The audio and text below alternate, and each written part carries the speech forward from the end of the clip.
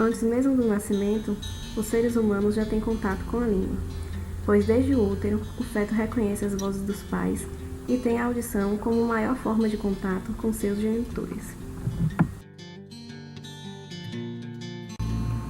Nos primeiros anos de vida, a criança apresenta a fase pré-verbal. O choro, o riso, as primeiras sílabas são formas que ela encontra para solucionar problemas práticos antes de dominar a linguagem. Quando a criança consegue colocar sentido ao que fala, acontece o pensamento verbal e a linguagem racional. Na adolescência, o corpo muda, mudam-se os comportamentos, os questionamentos e também a forma de se comunicar.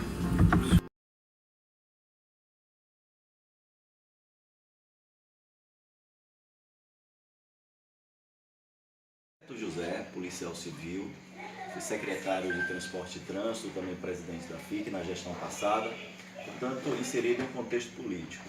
O meu contato com a língua portuguesa, evidentemente, foi no período familiar, no período da minha infância. Como maioria dos brasileiros, eu tenho uma origem humilde, meu pai era carpinteiro, minha mãe copeira de uma escola, mas eu tive a sorte, diferentemente de outros brasileiros, que é o nosso contexto, nós não fomos libertados, mas na verdade desacorrentados e colocados em uma situação análoga de escravidão, fora de qualquer contexto de inclusão social, de inclusão produtiva.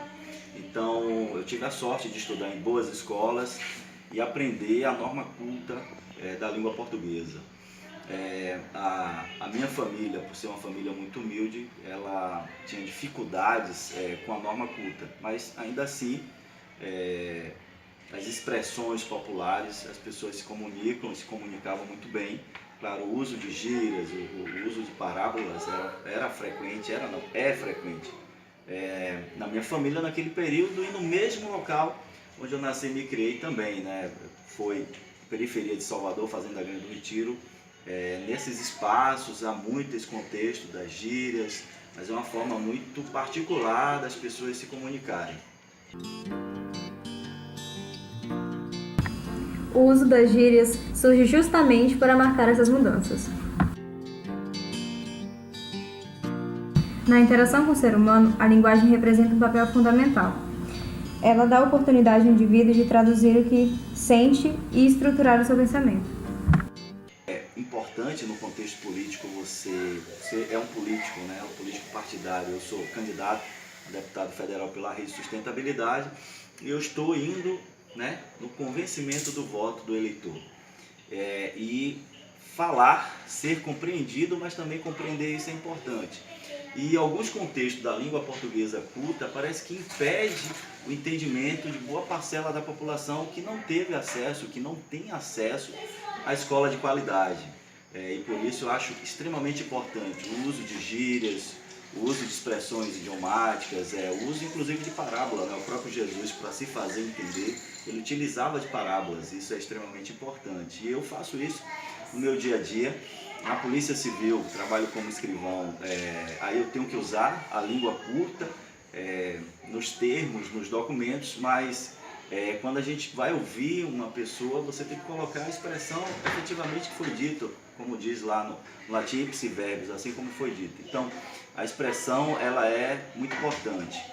Mas a língua culta, em algumas atividades como o direito, eu sou estudante de direito, a gente percebe que parece que foi feito para que as pessoas não tenham acesso.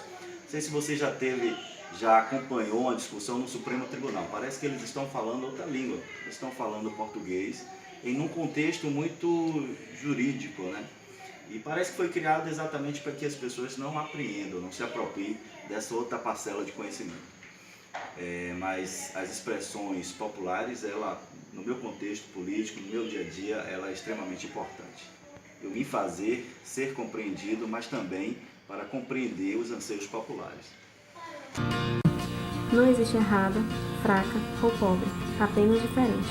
E é essa diferença que faz a língua portuguesa ser rica.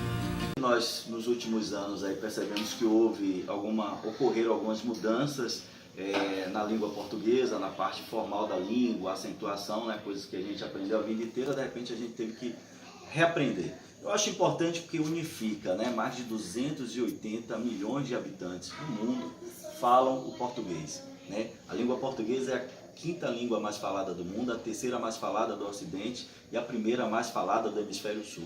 Eu acho importante a unificação, sim, para que a gente não perca a origem, não perca, para que ela não se desfragmente, né? Apesar que no Brasil nós temos as variações linguísticas e regionais e isso é extremamente rico. Mas a norma culta ela deve seguir um certo rigor. A sociedade ainda nega determinadas variedades linguísticas dentro do país, por considerá-las deficientes. Nesse sentido, vários mitos são construídos a partir do preconceito linguístico. Bom, e nas minhas considerações finais, eu quero agradecer à Universidade Federal do Sul da Bahia a forma como o Naumar montou as faculdades, né, os cursos, eu acho extremamente importante. Parabéns, professora dessa disciplina, que é Língua, Território e Sociedade. Aliás, território é uma palavra que eu gosto muito, afeta a minha formação, que é em Geografia. E para você que está nos ouvindo, eu sou candidato a deputado federal pela Rede Sustentabilidade. Defendo 3 grandes pilares: desenvolvimento sustentável, segurança pública e educação. Darcy Ribeiro diz que a educação é o principal vetor de desenvolvimento de uma nação. Monteiro Lobato diz: o livro, uma sociedade se faz de livros e homens. O Brasil será reconstruído no dia que nós refizermos a história da educação desse país. Nós não podemos aceitar que o filho do pobre e o filho do rico vai ter sucesso porque está na escola do rico, e o filho do pobre terá insucesso porque está na escola de pobre, na escola deficitária.